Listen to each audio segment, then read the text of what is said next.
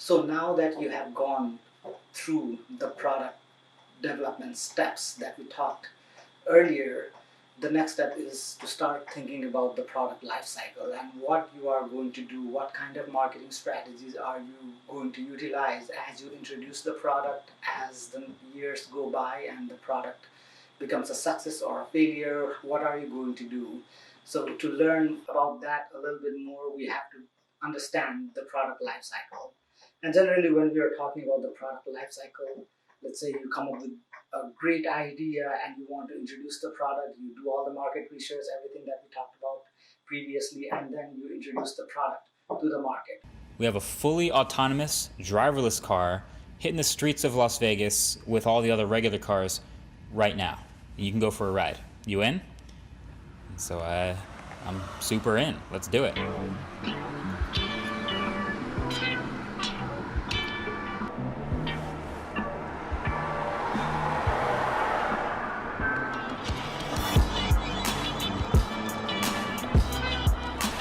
So the car itself is a retrofitted Prius. On top is radar, LiDAR, and camera array for the car to map out its surroundings. I think as someone who's used the autopilot from a Tesla, it helps me to not be as nervous in the back seat, but it's still crazy not having anyone in the driver's seat at all as the car navigates the streets. There's a safety engineer in the passenger seat which had a kill switch next to him for if anything happened to go wrong or it needed to be interrupted. But we did about a 15-minute loop around real streets, real drivers, real people, and everything went smoothly, and it was kind of still trippy the whole time. This really feels like the future, I gotta say. It might not be this crazy self-driving interior that everyone else is talking about, but this tech part is cool to me. The details are that this is a small area in Las Vegas that was already mapped by this company, so it was a predetermined route and the car knew where it was going to go. But everything else, road conditions, the other cars, the pedestrians, the traffic lights, the turns, speed changes, all of that was decisions made by the car. But all of that makes sense for a taxi. I mean, you map the town or city you want to be in, you have predetermined routes for pickup and drop off, and then the taxis are driverless and they just go from there. And the even cooler, nerdier part is these iPad Pros you're seeing, that's a visualization of what the sensors on top of the car are seeing in real time. So the radar, LiDAR, and cameras are all combining to identify what is other cars on the road, what's pedestrians, what is a stationary object, and seeing things up to 250 meters away in every direction. So things 6-7 cars away were on the iPad that I couldn't even see in real life out the windows. So in the initial stage, what is going to happen is that a lot of the consumers will not be aware about your product itself because it's a new product. And because they are not aware about the product, you will have to spend considerable marketing effort, specifically talking about considerable marketing efforts in terms of promoting your product. So advertising your product would be a very, very big component of your introductory stage. So what you would do is you would spend a lot of money on advertising since the consumers do not know about the product, and hopefully your advertising will help the consumers become aware about your product. Introducing Tide Pods, the biggest innovation on the Tide brand in nearly 3 decades. It's compacted into single-use packs by way of a breakthrough surfactant chemistry. With traditional surfactants, when water is removed, they become unstable. But with Tide Pod's breakthrough chemistry, the surfactants are designed to ensure the high level of Tide cleaning power with only a small amount of water. Tide Pod's most important difference is its revolutionary 3-chamber design, unlike anything in the market worldwide. The 3 chambers help ensure that ingredients such as brighteners, enzymes, perfumes, and chelins remain separate until use, which they need to do to retain stability and broad-spectrum strength. These chambers have protection inside and out with a new innovative film that provides strong durability when dry, but also... But another thing to keep in mind is that you have just spent a lot of money on the new product development process itself, the research and development, as well as the marketing research process that underlines it. So you've gone through all of that process, you've spent a lot of money, which means you don't have a lot of money. And what is going to happen in the introductory stage is, since you're spending a lot of money before the introductory stage and in the introductory stage, also you're going to spend a lot of money in advertising. Generally, the initial part or the introductory stage is not a profitable stage for the company. So in the introductory stage, thinking about the 4 Ps, the product is something that you already introduced. You will have to spend a lot of money promoting your product to the market so that the consumers become aware of your product. Generally, in talking about the distribution, the big retail stores or the big retailers may be reluctant to introduce your new product to the market because they do not know whether the new product will succeed or fail, and they don't want to be part of that experiment. So it is going to be difficult for you to persuade the supply chain to it will be difficult for you to persuade the retailers to actually sell your product, which is going to be problematic. But nowadays you can use online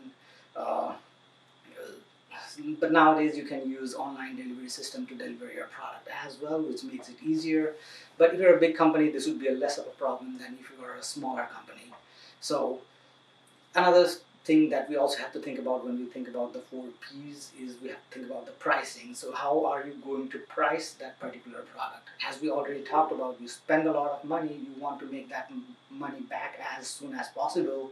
So you have 2 options. One of those options in terms of new product development is to make your product really expensive because you want to get all your money back, which would be which would be a skimming strategy. We'll talk about this more when we go into the pricing strategy as well. But generally, when you introduce a product, you can either price it high so that the consumers who buy the product will pay a higher price, but you will also make a higher amount of profit. But the market share that you're going to get is going to be below because the product is priced so high and everybody cannot afford the product. But another strategy that you can also use is called price penetration strategy, where you introduce your product to the market at a lower price, and what that would do is that would spur the consumers to buy the product because the product is priced cheap and has a lot of value to the consumer. So you'll get a big market share, but the margin of profit that you're going to get is less, but that can be overcome by selling a huge volume of your product. So there are both positives and negatives associated with the skimming strategy as well as the penetration strategy, but we'll talk about this more when we talk about the pricing strategy part of our semester. So once you introduce a product and you spend a lot of money promoting the product, hopefully the product is able to go into the next step. So we talked about 9 out of 10 products failing. So hopefully it's one of those products that will succeed and it goes to the growth stage of the product life cycle. So in the growth stage, what is happening is the consumers are becoming aware of that particular product, and so word of mouth and the time that has passed has made it so that the consumers are more aware about the product and the demand for the product starts to pick up. So in the growth strategy, the demand for the product is going up. But what is happening in that particular period of time is that your competitors are also realizing that, okay, there is a new product in the market and the consumers really like this particular product. So your competitors will also start thinking about entering the market with a slight variation or maybe an exact copy of your product. So what this is going to do is introduce the competition into your equation. But the good thing about the growth stage is that since the market itself is growing, the number of consumers who want the product is growing, it means that everybody can get consumers. So if a new competitor comes in, the competitor does not have to fight with you for consumers because the market itself is growing and new consumers are entering the market. So what you have to do at this particular point of time is so in the introductory stage, your promotional strategy was geared towards making the consumers aware about your particular product. Now in the growth stage, you have to start thinking about differentiating your product from your competitors as well, because your competitors are coming into the market. So in the growth stage, you're thinking about differentiating your product and focusing on that differentiation. When you are talking about advertising, you also need to spend a lot of money advertising right now because the market is growing and you want to get as many customers as possible. In terms of product strategies, you introduce the product, so that remains the same. In terms of pricing strategies, because the competition is there, but since you're not competing with your competitors specifically to get your competitors' customers, the pricing strategy will not the pricing strategy is not dependent upon what your competitor does or does not do. So you still have a little bit of leeway on what you're going to do in terms of pricing. In terms of distribution, the distribution channel members are beginning to realize now that this product is growing, so they want to get in, and then now it will be easier for you to get your products into the shelves of the retailers who previously in the introductory stage may have been reluctant to let your product be part of their portfolio. So things are looking good for you right now when you are in the growth stage. After the growth stage, inevitably all products reach the maturity stage. So in the maturity stage, what is going to happen is that all the consumers who were in the market for that particular product have bought the product, or most of the consumers have already bought the product. The product has reached a high level of consumer awareness, so the consumers know about that particular product. The number of competition or the number of competitors that you have is also going to be really high at this particular point of time, because the market is as big as it's going to get. So there will be a lot of competitors in terms of your product, competitor's product, or your product. You might start thinking about slight modifications to your product. You might think about creating a very big differentiation between your product and your competitor's product, so that the consumers know which product they want to buy, the benefits of your product compared to your competitor's product. So here what is going to happen is, because the market has reached its limit, the way for you to grow now is to get the customers from your competitors to switch to your company. So an example, we can think about the insurance industry, where the insurance industry is a mature market. So the only way that a company can grow now is to get customers from other companies to switch, which means a lot of companies will create advertisements where they are comparing their products to their competitor's product, and then talking about the value that they bring to the table and why the customers have to switch.